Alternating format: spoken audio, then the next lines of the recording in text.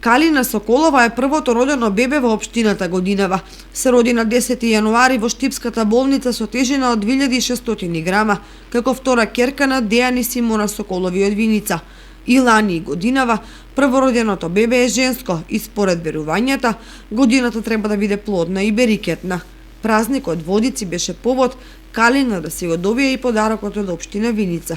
Градоначалникот Ивица Димитров и советникот Сонја Ѓоргиева го посетија семејството Соколови, а Калина ја даруваа со пакет бебешки производи во комбинација со ваучер од 8.000 денари. На 10 јануари сега 2020 во болницата во Штип се породив 2600 со 46 сантима долг. Се надеваме дека ќе биде успешна и среќна на сите.